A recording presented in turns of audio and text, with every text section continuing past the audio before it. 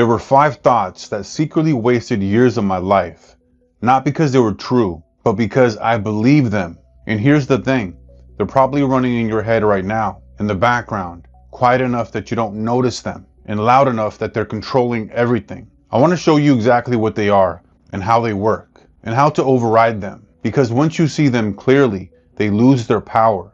I want to tell you a quick story about someone that I'll call David. David had an idea that he'd been sitting on for 3 years. It was about a business that he wanted to build, a direction that he wanted to go. He had notebooks full of planning, research, strategy. But here's the thing, David never launched. Every time he got close, he found a reason to wait. He felt that he needed one more course, a little bit more knowledge, a little bit more information, a little bit more planning, a little bit more strategy. He wanted to make sure it was perfect, and he wanted to prepare for every single little thing that would happen. And he wanted to make sure that the timing was right. And so 3 years passed. It was the same idea and the same starting point. And here's the thing, I recognize David because I've been in his place before. And what I didn't understand then, and what David didn't understand, is that he wasn't being strategic. He wasn't being responsible. He was running a thought that had become a program, a silent loop that kept him exactly where he was, while convincing him that he was preparing to move forward. And here's the loop. And this is what we're going to cover today. So the loop was thought, went into the emotion, then went into the identity, then went into the action, then went into a timeline. And so this is the exact loop that he was running for 3 years. And the thing is that it started with thought. And thoughts can be very dangerous if they're not set up properly, if they're not done correctly, and if they're not in the right place. Because this thought should be in a different place in this loop here, okay? And it's not just one thought, it's 5. And we're going to cover that here today in this video. 5 timeline killing thoughts. And how this loop actually works is a thought creates a specific emotion about, let's say he had been thinking about this whole project or this whole business for the 3 years. And every time he would be thinking about it, he would have an emotion of excitement. Like, yes, this is going to be amazing. This is going to be groundbreaking. It's going to be phenomenal, right? Amazing product or service, or whatever it is that he was, working on, right? And then those emotions would then go into his identity. Then his identity would dictate his actions.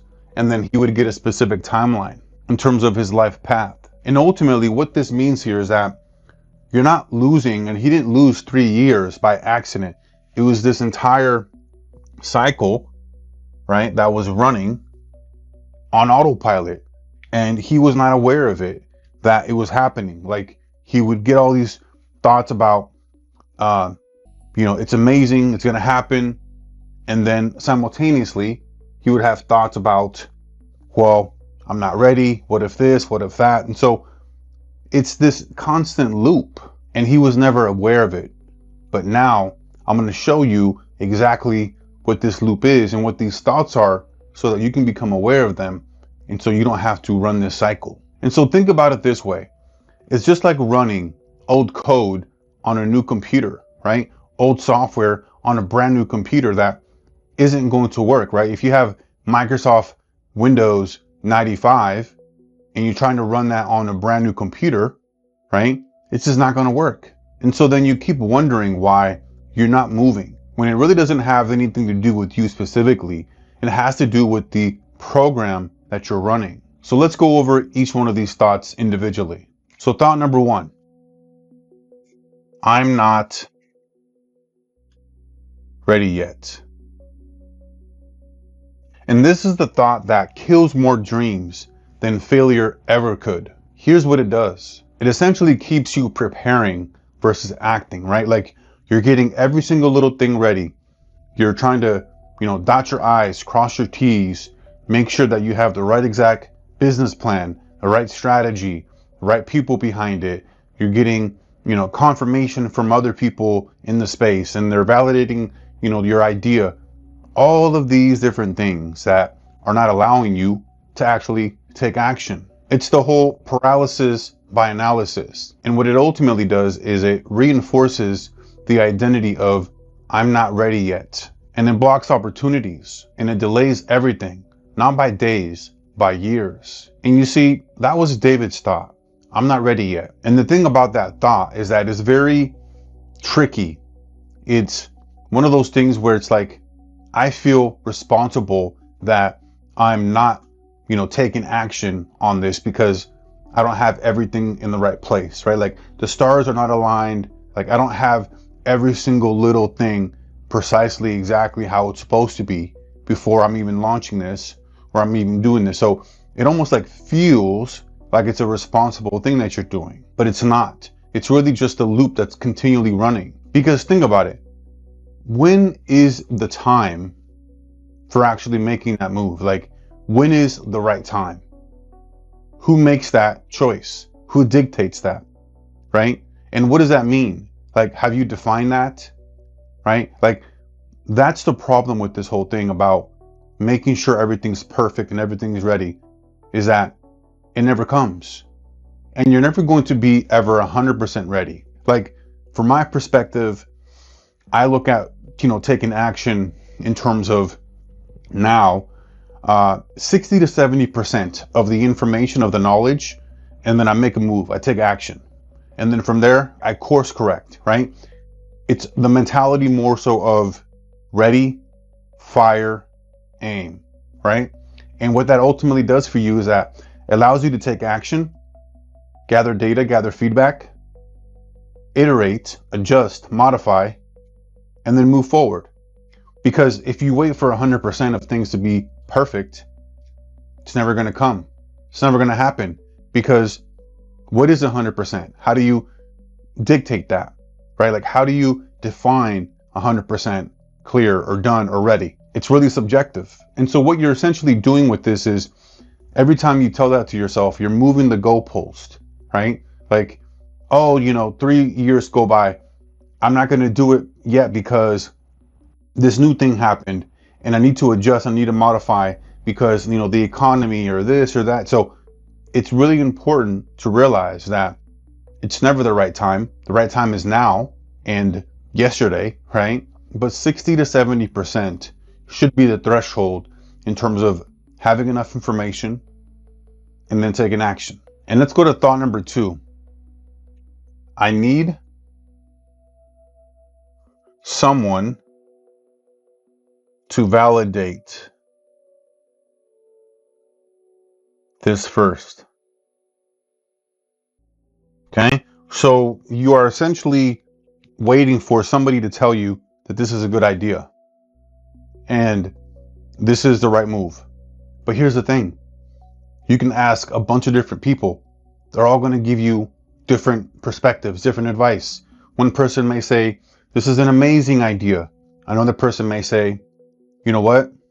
This is not a great idea because of X, Y, and Z. So you have to make that decision, because if you're trying to get validation from other people, it starts to limit your ability to, really depend on and focus in on your own intuition. It puts your potential in somebody else's hands. It disconnects you from your future self, and it weakens your identity every single time that you're seeking external validation and outsourcing your decisions. Because here's the thing.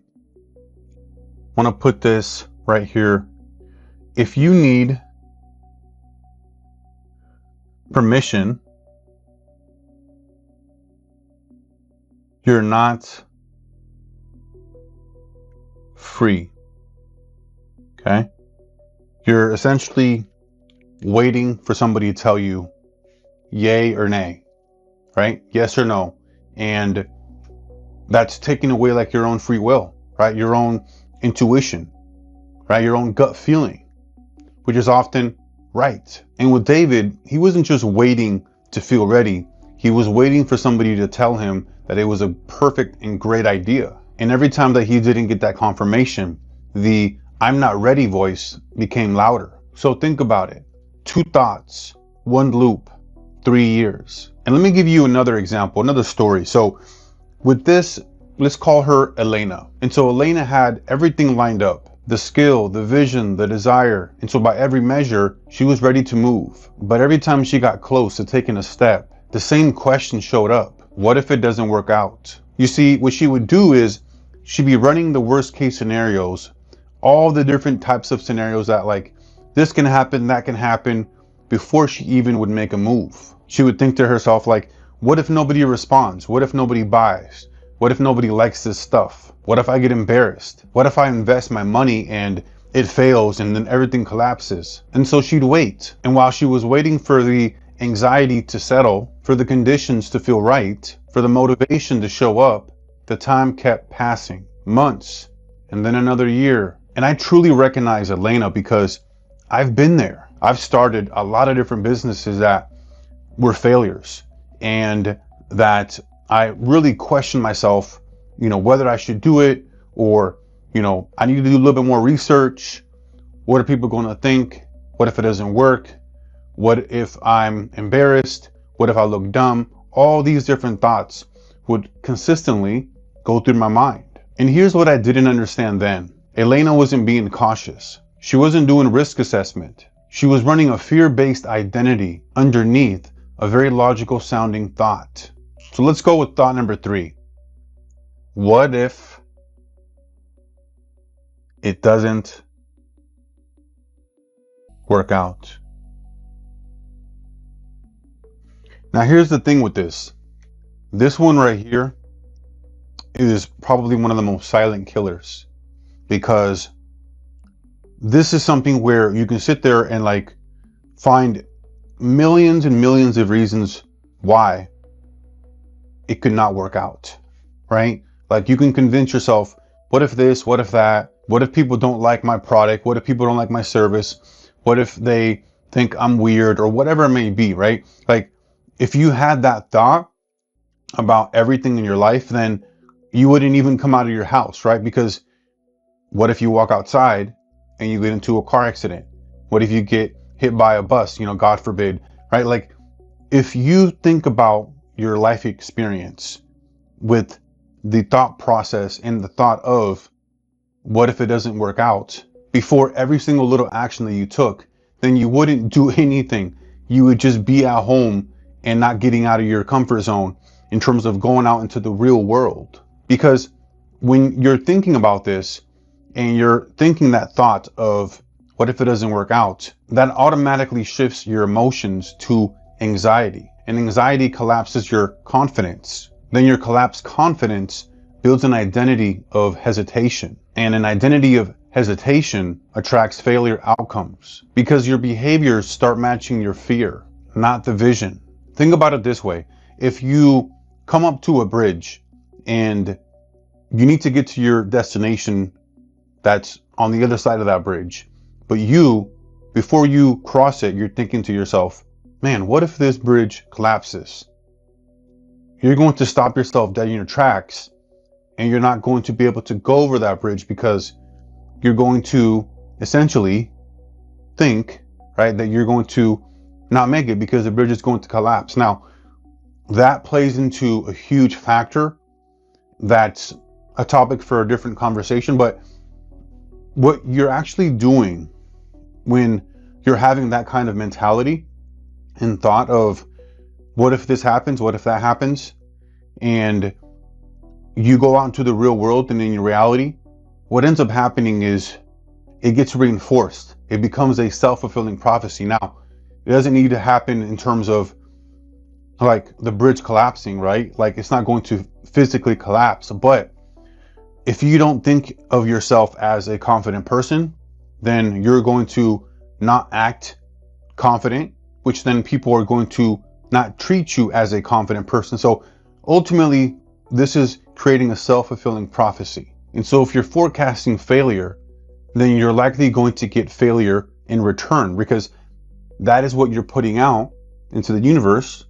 And then that's being reflected back to you in terms of your experiencing failure. Okay, so let's go to number 4. I'll start when I feel motivated. And this one's very subtle because it feels reasonable. But here's what it actually does. It keeps you in a passive state, waiting for an emotional condition that isn't coming. Motivation is unreliable because motivation fluctuates, right? It's like 1 minute you can feel super high motivated, and maybe you watched a video that gets you all hyped up and you're ready to go, but then the next day you can feel off. And so if you're waiting to just feel motivated before you take action and do something, then you're going to be waiting a long time, or you're going to be going in different cycles, right? Up and down. You should not use motivation to get things done, because if you keep constantly waiting for motivation before you take any action, then your identity becomes the person that waits for motivation. And with Elena, she was waiting to feel ready, waiting to feel that motivation, waiting for the moment where it all felt safe, it all felt aligned, but that moment never came. Because here's the thing, motivation doesn't create action. Or if it does, it's very short-lived, okay? It's like energy, right? Think about like a battery. If you use motivation, you're going to use up a lot of your battery. And then once your battery's out, then you're no longer motivated, then you can no longer take action. So it's not consistent. Action creates motivation. Think about you taking small little micro actions on a daily basis that all build up over time. And then you keep looking at that, and then you're like, man, I'm actually making this happen. I'm taking the right steps. And you see that body of work over like a month or so. You're going to get motivated and fired up because you're seeing those results. You're seeing things happen, right? And so you're going to look at all the results and all the outcomes that you're getting, and you're going to get fired up. So that's what's going to create your constant motivation. Because most people believe that you need to feel motivated, and that's going to get you to take action on a consistent basis. But it's about flipping that. Taking the action so that you see the results, and then that gets you motivated and fired up, ready to go. Okay, so let's go to thought number 5 here. Maybe this is just who I am. This is the most dangerous thought on this list here, okay? I'm not ready yet. I need someone to validate this first. What if it doesn't work out? I'll start when I feel motivated. But this one here, this one is the main culprit. And this will keep you stuck and locked into your identity forever, okay? Like, this is having a fixed mindset that you don't believe that you're capable of more, of having abundance, of having something different than what you've always had and always seen. And this is one of those that doesn't really show up loud, right? Like, you don't really feel anxiety. You don't really feel like fear, stress. It's one of those where it shows up in acceptance. When you accept that, right? When you accept that maybe, or this is just who I am. When you accept this, you no longer have tension. There's no fear. There's no anxiety. But then you get exactly what you are and who you are, and you're not able to change. And so it's that whole acceptance thing, because if you accept it, then you acknowledge that you are a certain way, and then you box yourself in, right? Like, you go like this. You have a box here, okay? And you can never leave this box. You're in here, okay? And whatever you try to do, you can't. Maybe you go to the edges over here, you know, the corners over here, but you can't. Versus if you do not accept this, then these walls dissolve, right? There's no box because it's unlimited, right? There are no limits. And this is something that I've wrestled with before as well. For a period of time, I thought that my identity was a certain person, a certain way. and that I couldn't do X, Y, and Z, right? Bigger things, have expansion. And that cost me a lot of years, a lot of time. And what I know now from the other side is that that thought isn't acceptance. It's resignation. It's the moment that your identity stops evolving. This is like mistaking mistaking a chapter in a book, okay, for the entire story, right? Let's say that you come in and you're reading a book and you go through chapter 1 and you see this person, he's raised a certain way, he doesn't have a whole lot of motivation, he struggles a lot, he's not really confident. And so that's like you thinking that that first chapter, that person is who that person is, and you are not able to read further and realize that down the road, chapter 4, chapter 5, this person's completely different. He's a whole new person. Like, you wouldn't even be able to really recognize them because they're just on a whole different stratosphere, right? Whole new level of identity. And so why these thoughts are so powerful is because they become self-fulfilling prophecies. And let me show you the loop. So the loop here, okay, is belief goes into your behavior. Then this gives you evidence. And then this is all reinforced. Okay? Reinforcement. So you have a certain belief about yourself, about who you are. You act in accordance with your behavior. You then get back feedback and evidence regarding that. And then your belief is then reinforced all over again, right? So this all really comes down to being self-fulfilling prophecies. Just think about it, right? Like, your thoughts generate an emotion. An emotion drives behavior. Your behavior produces evidence. And then that evidence confirms that original thought. Then the loop closes and then it continues to run again. And keep in mind, all of this here, in terms of this process and everything that you're running here, these are all programs, okay? They're all running whether you realize it or not.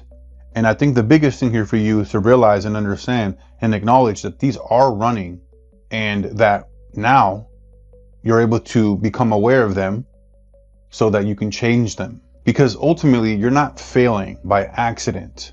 You're simply running a program, and the program is running exactly as designed. If this is resonating with you and you want to work with me one-on-one to upgrade your internal operating system so you can become the best version of yourself, click the link below, fill out the application, and we'll see if we're a good fit. Okay, so now what I want to go over is the thought override system. This is a framework, a system that I developed so that you can override these thoughts. So let me go ahead and erase the board here.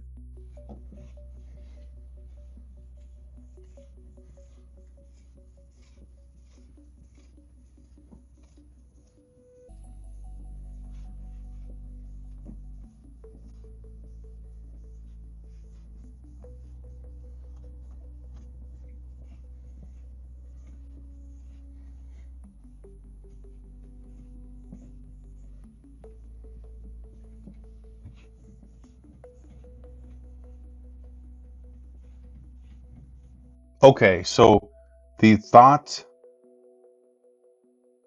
override system.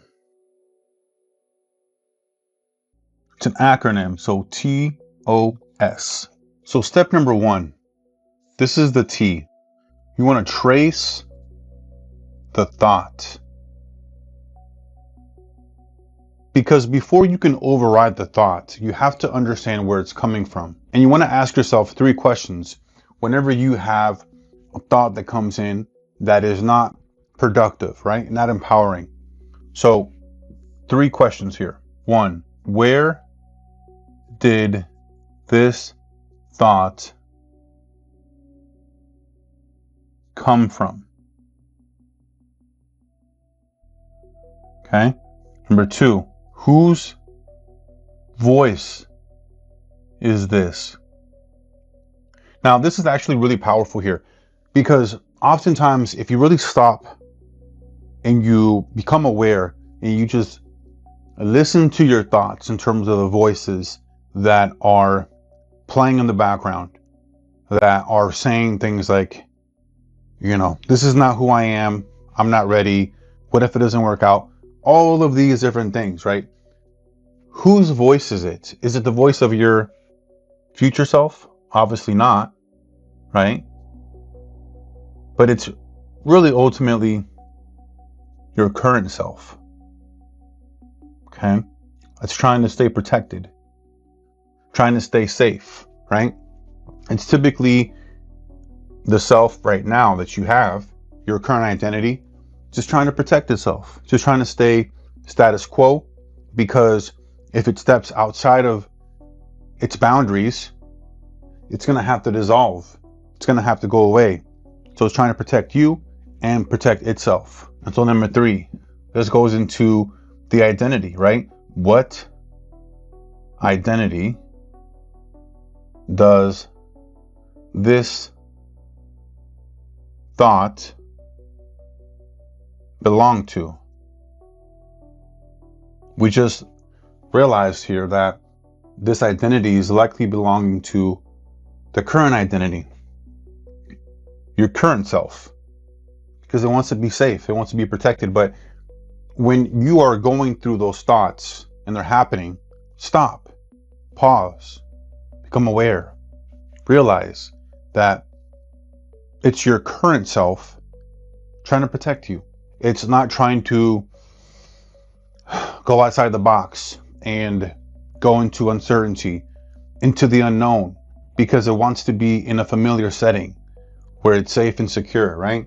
And it's really important that you realize that most of the thoughts that are running in your mind right now and running your current life, they didn't originate from you. They were installed by your environments, by your experiences, by your family, by society, essentially by people that are unaware of their own programs that are running. And so if you can really trace this back to, like, let's say a specific person that told you something a certain way, right? In terms of, like, I remember for myself growing up, and I moved out of my house since I was 18, and one of the things that I used to always hear from my family is that, hey, you don't know what the real world looks like. You don't know what it means to pay bills and all this stuff, right? And like, live in the real world. And so that really stuck with me. And interestingly enough, I actually used that as fuel for me to actually prove them wrong. But that's an example of something that your family, society, right, conventional wisdom can be told and said to you, and then you could take it in as like gospel, right? Like maybe your family was and would tell you that, hey, money doesn't grow on trees, or we can't afford that. So then now, growing up, you look at things from the lens of like, that's too expensive. I don't know if I can afford that. I should play it cautiously. All of those are inherited and programmed and installed without you really even realizing it. So think about this as like being under a spell, okay? And awareness, let's put this here. Awareness breaks the spell, okay? Awareness is what allows you to go into like a dark lit room, walk in, flip that light on, right? So you can see it all very clearly. Okay, so let's go to step number 2. This is the O. Observe without merging. This is the psychological distance step. Very, very important here. When you have the thought of, I'm not ready, instead of accepting that, you step one layer up above that, and you realize and you become aware that you're actually having a thought that says, I am not ready. So you're distancing yourself and separating yourself from the thought, because your thoughts are not you. They're separate.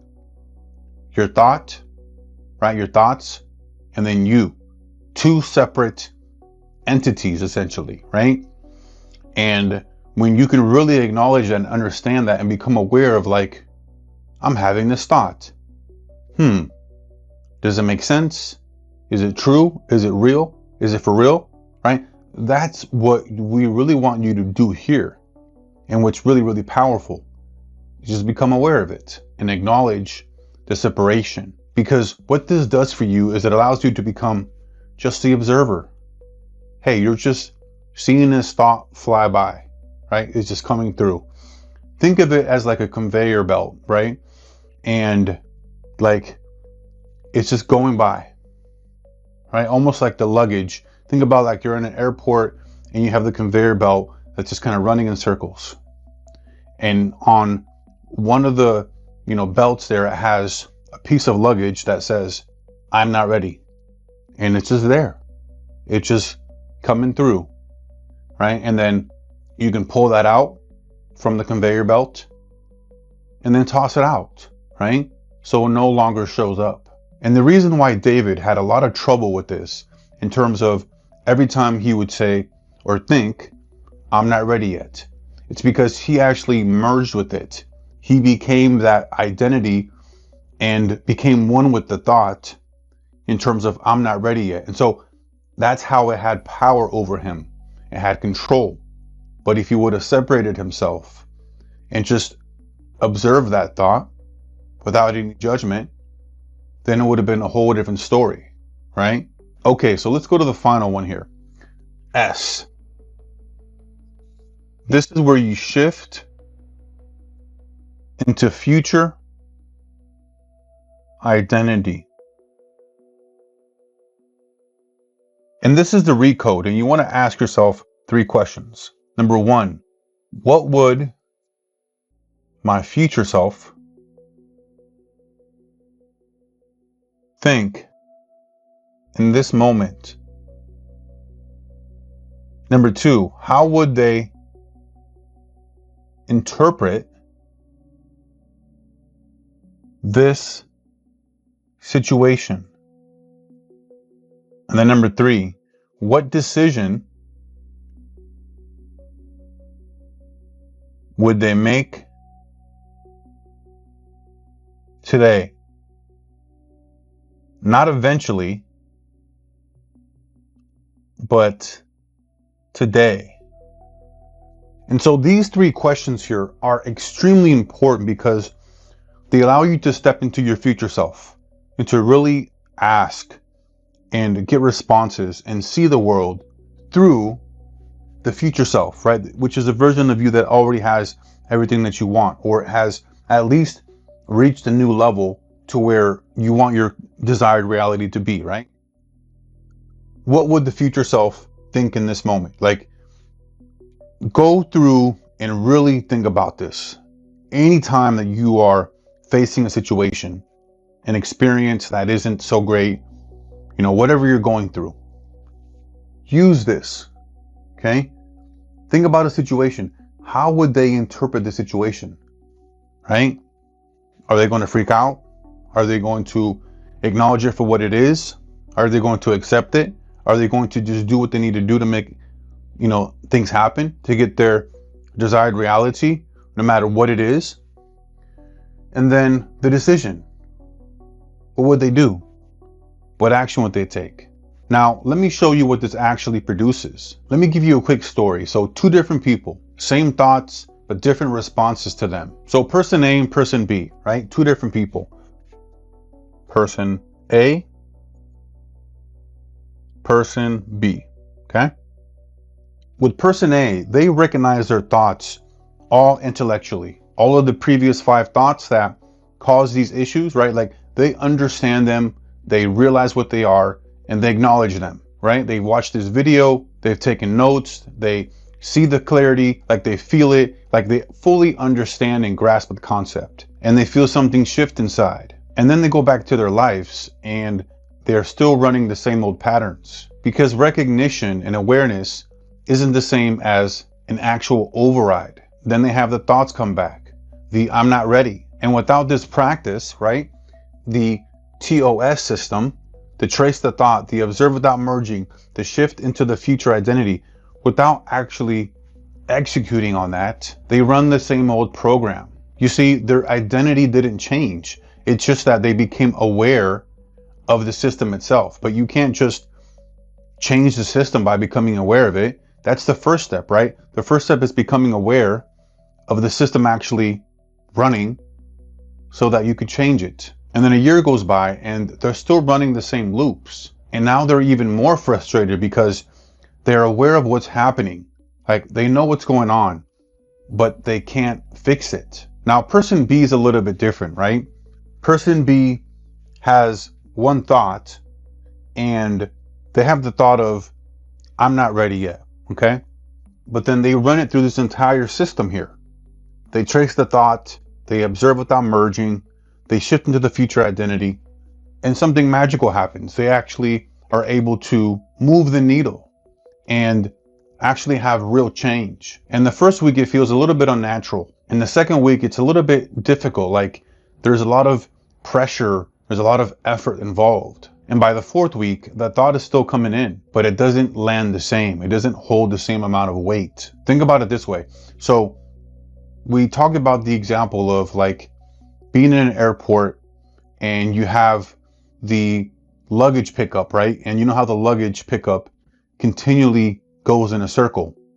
Well, previously it was this huge, large piece of luggage, but now perhaps it's a tiny little briefcase, barely noticeable, and still noticeable, but doesn't have the same weight. Until 12 months later, they have a completely different reality. Not because the thought completely disappeared, but because they stopped letting the thought drive the bus. Same thoughts, different relationship to them, different life. The TOS system isn't about eliminating the thought. It's about removing its authority over your identity. David spent 3 years waiting to be ready. Elena spent years forecasting a failure that never came. And I spent more time than I'd like to admit, sitting on the thought that maybe this was just who I was. None of us were broken. We were just running the wrong code. These 5 thoughts didn't steal years from us because they were powerful. They stole years from us because we believe them. You don't need more motivation. You don't need better circumstances. You need to override the thought that's been running your timeline without your permission. One new thought can give you back everything that those 5 cost you.